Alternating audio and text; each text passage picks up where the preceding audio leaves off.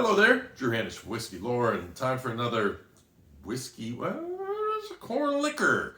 Is that whiskey?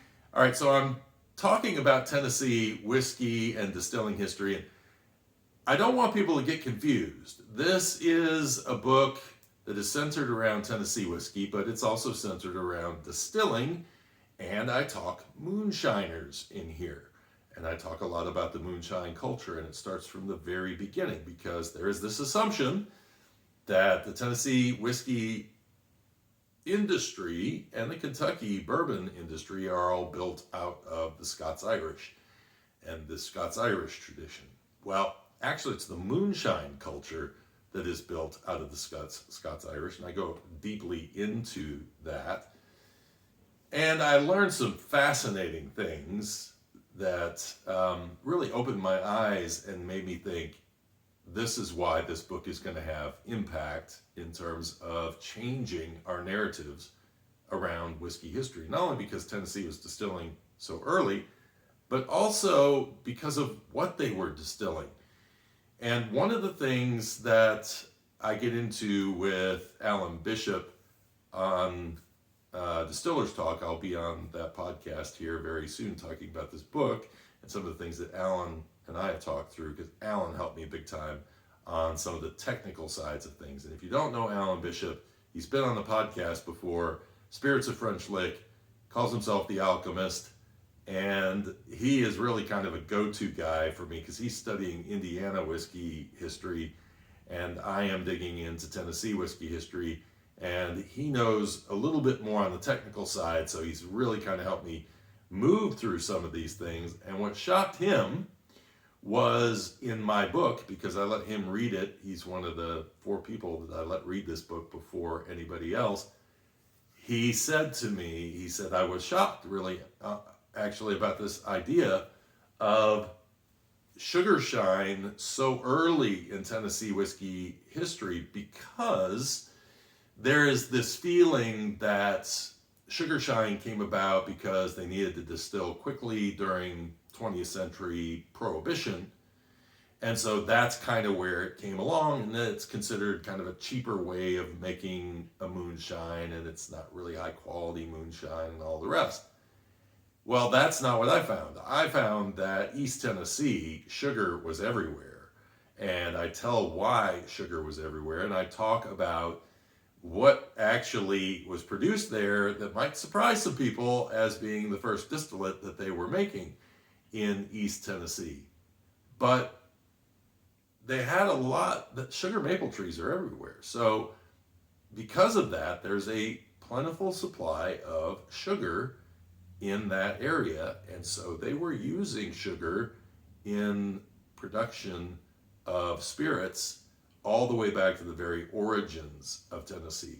So this is what's fascinating, and it's why, again, it's one of those things that's like, I want to tell people this, get the book. The book will really go in great detail about that, and it will make sense. You'll be like, oh, well, I mean, it's sort of a no-brainer when you put it that way, but, so I was thinking as I was going through my collection, like, I have never actually done a tasting of this, I don't think, which is Cocke County Tennessee Sour Mash Corn Liquor.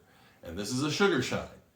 And it's an interesting distillery. It's one that, I don't know if I'd suggest people go see or not. If you go, the guy who runs it, Arvis, actually owns the pawn shop across the street.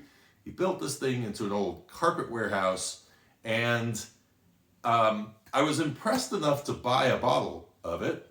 You can see it's homemade because how you got the label on the front with the handle right there is a little awkward, but it still works. I mean, it goes for me. So I thought, okay, well, I'll buy some of this. And I don't sip it often because I'm not necessarily a straight moonshine kind of guy, but I can tell you, this is an easy drinker. And so it could be if I wanted to drink more of it. Now, I'm going to do a nosing and tasting on this. But I want to talk about Cocke County too, because it shows up not necessarily so much in the moonshine section. I'm of course a little bit more all over East Tennessee when I'm talking about moonshine. But it actually comes in under the story about Thunder Road, which was the bootlegging network that was going on from Kentucky down into Tennessee through to, and really a tie into stock car racing. So I go deeply into that. And so one of my people that is in my book that I talk about is actually from Cocke County. Now, Cocke County is also where Popcorn Sutton's whiskey was originally made. So they were a little late to the game when they passed the law in Tennessee. Somehow Cocke County got opted out, probably because of their moonshine heritage, and they're like, all right, everybody's on edge about this bringing whiskey back to Tennessee, and so maybe that was part of the reason. But interesting to note that Popcorn Sutton's whiskey, after he passed away, they were making that in Cocke County, which was around his home. Cosby and Newport, those were big areas for moonshine. I also go into the differences between 19th century and 20th century moonshiners. There is a difference. And so all those people that go, oh yeah, we've had moonshining in our, for blah, blah, blah, blah. Well, honestly, they're talking about moonshine like it's been the same, it was done the same all the way down through the ages. But there was actually a difference between 19th and 20th century moonshiners and how they worked. Not all of them, some stuck to tradition, but I go into the reasons why things changed after a period of time. Now, of course, we're not going to talk color on this at all. It is not called whiskey, so it didn't have to be in a barrel. I think the term corn liquor is kind of, I'm surprised it got through the TTB, honestly, but hey, it is what it is.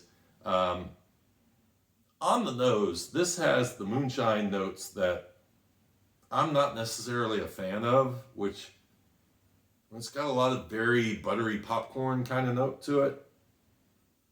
But there's a little undercurrent of like a little citrus note coming in as well. Now, this is 45% alcohol by volume. So it's, it's good proof for it. I got some of that old smoky 153, which is 153 proof. And I tell you that if I ever need to like burn off chest hairs, that's the stuff to do it. Cheers.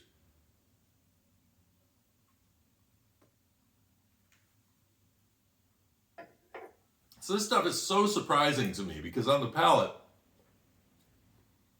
it proves to me, I would love to know whether he charcoal mellows or not.